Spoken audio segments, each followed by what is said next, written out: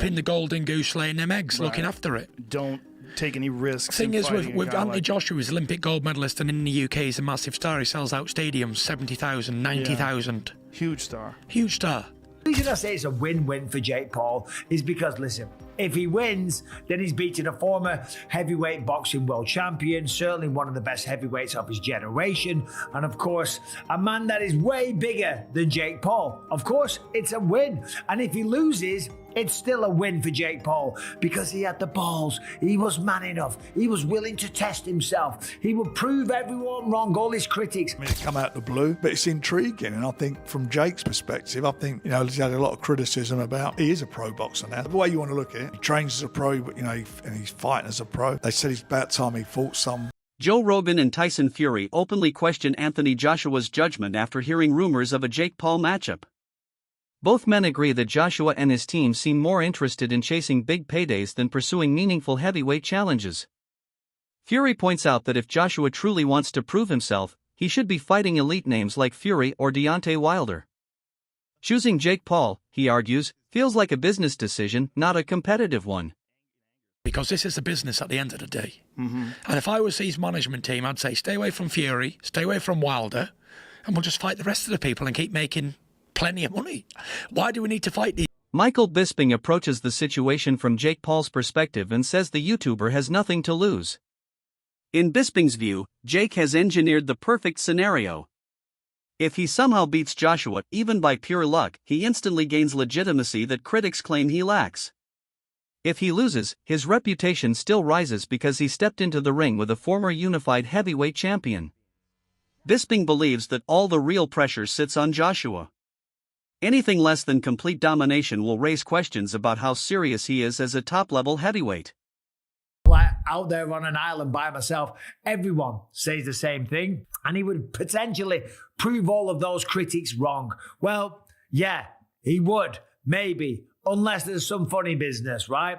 And for Anthony Joshua, as I said, this is kind of a lose-lose, right? Because if he wins, people are still going to say, well, you only beat Jake Paul, right? The man that lost to Tommy Fury, after all, right? That's the only loss in his record, Tommy Fury. You're telling me that Tommy Fury's going to beat him and then Anthony Joshua's not going to beat him? So if he beats him, he gets no credit. And if he loses, then holy sh**.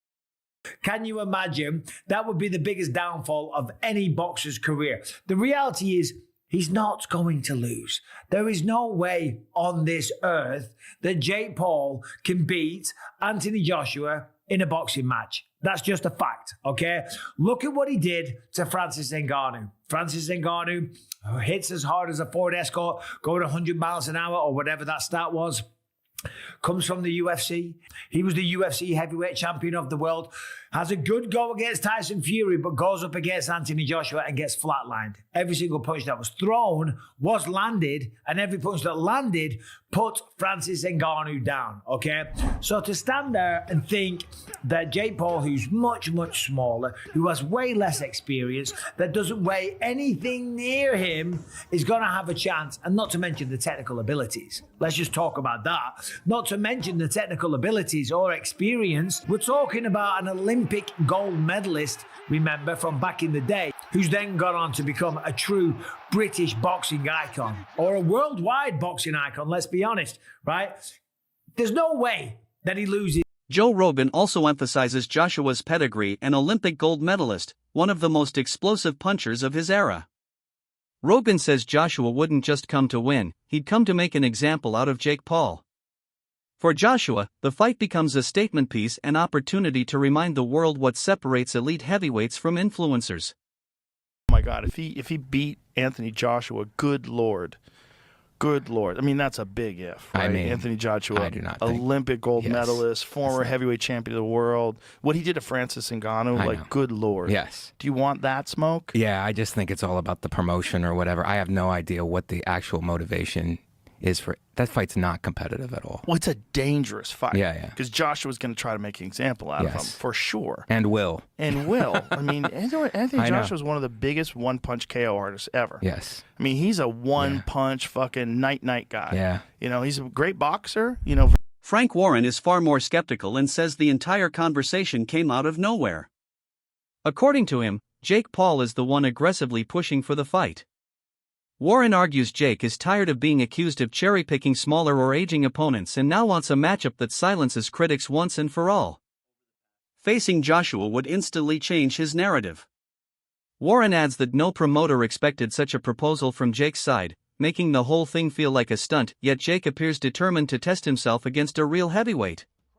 Them both. It's not a fight I even thought of. It's nothing to do with me to start with. It come out of the blue, but it's intriguing. And I think from Jake's perspective, he's had a lot of criticism about he is a pro boxer now. The way you want to look at it, he trains as a pro, and he's fighting as a pro. They said it's about time he fought some. I've seen some of the stuff, that been said. When's he going to fight someone? Well, he's gone from one extreme to the other. That's what he's doing. So if that fight happens, you've got to take your hat off to him. He got called out by Andre Ward, AJ. Would you rather see Jake fight AJ, which is obviously, as we know, a mismatch, or Andre Ward, who's been retired for, 4 years? I'd much rather see AJ fight Tyson. Oh, please. I dread to think how many times we don't know if you've that's done going to this. happen because the big man, he's filming, he's not made his mind up what he's going to do, and he was... Ben Davison gives a brutally realistic comparison. He looks back at Francis Ngannou's loss to Joshua and points out how fast Joshua dismantled a man who was naturally far bigger and stronger than Jake Paul. If an elite-level physical specimen like Ngannou couldn't survive Joshua's power, Davison argues, there is no legitimate conversation to be had about Jake Paul lasting any longer. He stresses he isn't insulting Jake, just highlighting how enormous the gap is between elite heavyweights and crossover fighters.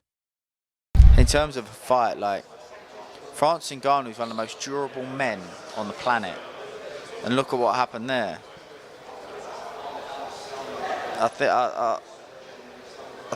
I don't think it's good for boxing, if I'm honest. I was about to ask, obviously, if we were to see that fight, AJ would be a heavy favourite with, I'd imagine, 99.9999% of the sport. How quickly would you expect to see Anthony Joshua get the job done against Jake Paul? He could go in there and do what he wanted. He could play with him if he wanted to. Spencer Oliver takes a different route, focusing on the cultural impact. He argues that if Joshua accepted the fight, it could be similar to when Muhammad Ali took unconventional matchups that brought attention far beyond traditional boxing audiences. Oliver believes the event could attract millions of younger viewers who follow influencers more than fighters. Even if the competition isn't equal, the spectacle could boost Joshua's global reach and expand his legacy into the entertainment world. Goes in, pops him a few times in the face, walks out of 150 million quid. No one will remember the fact he fought Jake Paul. They'll remember the fact he knocked Klitschko out in Wembley in 2017. Totally agree with that. So I'm kind of, whilst I don't like it, and I don't like the way that Jake Paul gravitates to these brilliant athletes and like a moth sucks the life out of them because he gets a benefit of association, because I think they deserve all the association. But he is a and there was opportunity there, wasn't there? Listen, commercially, of course it works because it'll be huge and there'll be a load of money on the table. And for Anthony Joshua, it's like sort of, he's going to get rewarded very well with no risk, minimal risk, no risk at all. He's going to go in there and he may then put all this stuff to bed with Jake Paul and calling out all these different champions, etc., etc. So, of course it works. And when you're talking about, the credibility that Joshua's going to get, he's not going to get none now, but are people going to remember that? Of course they're not. Like, when he goes on to do what he does, didn't Muhammad Ali have some sort of strange fight in the middle of his career? Didn't he box? Yeah, he did. He boxed some non-boxing guy and whatnot. Like, people don't remember that. That's what I'm saying. Look, us as boxers, we don't remember stuff like that. It was replicated in Rocky. So, he did a version of Fighting Thunderlips, didn't he? So we all know that. Joseph Parker disagrees completely. He insists Joshua should stay committed to real heavyweight competition if he wants his career to remain meaningful. According to Parker, fighting influencers does nothing for Joshua's legacy and distracts him from matchups that truly matter. Al Sheikh has said that he's interested in doing Anthony Joshua versus Jake Paul. Let's talk about fights that make sense. Jake Paul's doing whatever Jake Paul does. If Joshua's serious about wanting to stay in boxing and fight good, real fights, if that's what you want to do.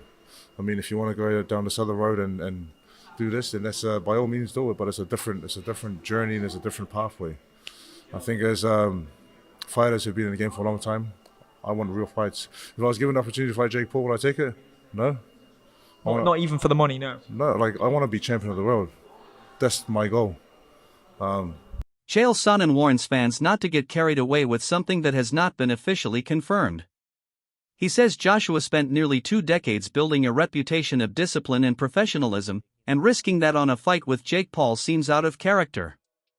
Sonnen believes many lifelong fans would lose respect for Joshua if this ever became reality.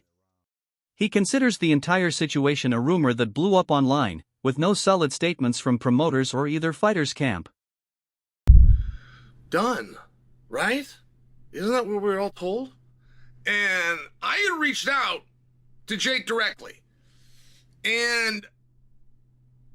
But he didn't get back to me.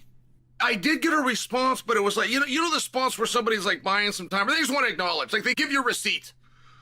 I'm in receipt of your text message. They can give you an emoji or something like this, or sometimes there's even the automatic. I'm trying to remember what I got, but you can get like the automatic. I'll call you later. You know those? So even though I had said, hey, I'm looking for a confirmation of this fight, and he did respond, as I reflect back on that, it's like, well, he didn't respond confirming the fight. So who did confirm the fight?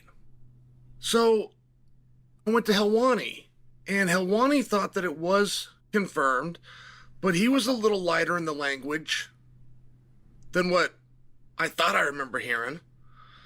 And there's a number of boxing guys just saying, hey, that's not going to happen.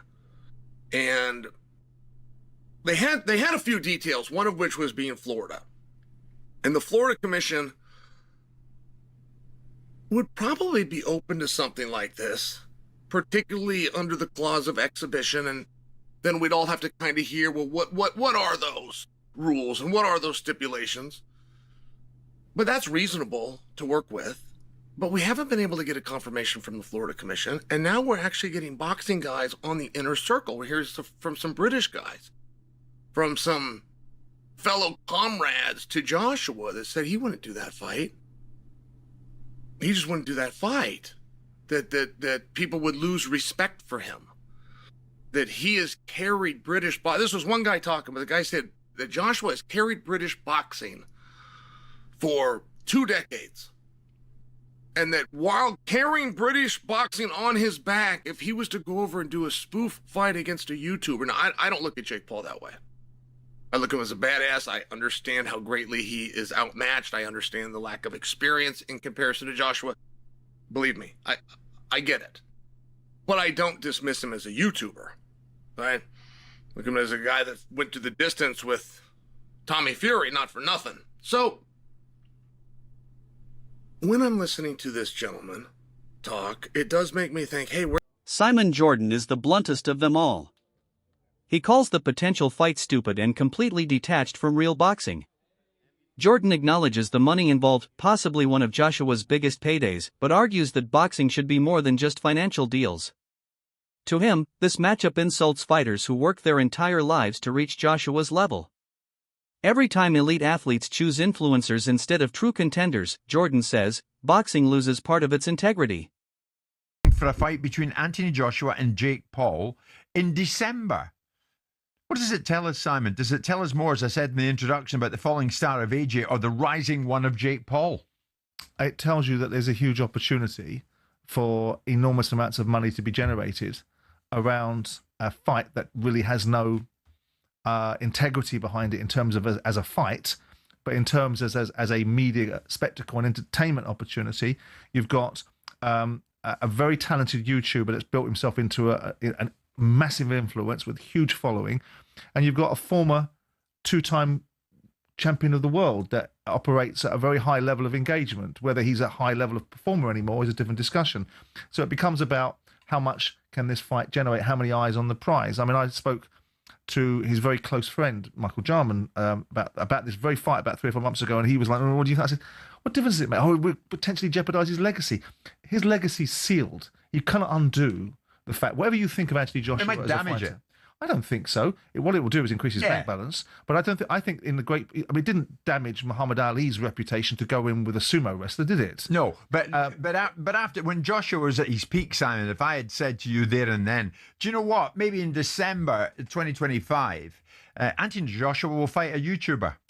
This is the entertainment business, and Anthony Joshua is an entertainer, and you can't undo the fact that he won the world heavyweight championship twice. and he fought in some great fights. So why does he need this? Because he's in the business of entertainment. And if an opportunity is presented to him and someone wants to say that we can monetize this to the huge levels that are potentially available, why wouldn't you? It's a walk in the park. You see, you're not having Saturday night. Because I know many people... Tony Bellew adds his own criticism and says he won't believe anything until Joshua and Jake Paul are physically in the ring. Bellew argues the sport relies on credibility, and this fight simply makes no sense. He doubts it will ever materialize, calling it more of a promotional rumor than a realistic event. Bellew highlights how incredibly difficult it is to finalize a fight of this magnitude at contracts, sponsorships, broadcasters, governing bodies, all of which he believes would hesitate to support a mismatch that resembles a circus attraction more than a serious contest.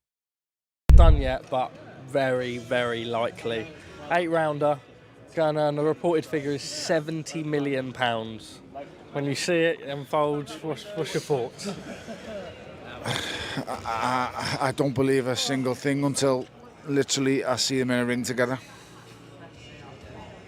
He was supposed to fight Gervonta Davis, wasn't he? He was 5 stone lighter and is 5 stone lighter and 8 inches shorter. So I don't believe anything. Until they're in a ring together, I don't believe nothing. Obviously, AJ was meant to fight in an 8-rounder. I think Eddie said to me earlier against... In an 8-rounder? Yeah, okay. Against a top 120 opponent on BoxRec that none of us would have heard of. Okay. Just a kind of confidence, go and get a knockout type victory. I suppose you can go and do that against Jake Paul and earn an absolute fortune from Listen, I've said before and I'll say it again. Boxing is a brutal, brutal business. Go and make as much as you can, as quick as you can. Once you've achieved your dream and goals of becoming a world champion, there's nothing left to do besides make money. But what are you chasing? You've won all the belts. You know, I think he's missing a WBC. I think that's about it. Go and get the belts and that's it. Move on. Do you believe it should be sanctioned? What I believe doesn't matter. No, but I'm just curious. What I believe doesn't matter because some governing body will. Of course. Or some sanctioning body will. Some the Florida State organisation, yeah, absolute maniacs. But you know, that's another argument. That's another cause. It's like the one I heard Chris Eubank Senior talking about on the radio the other day. You're talking about safety of fighters. Champ, you were the worst for it. You went up to cruiserweight when you were super middleweight and didn't do it once but twice. And then you. That's it for today's video. Stay tuned, and until next time.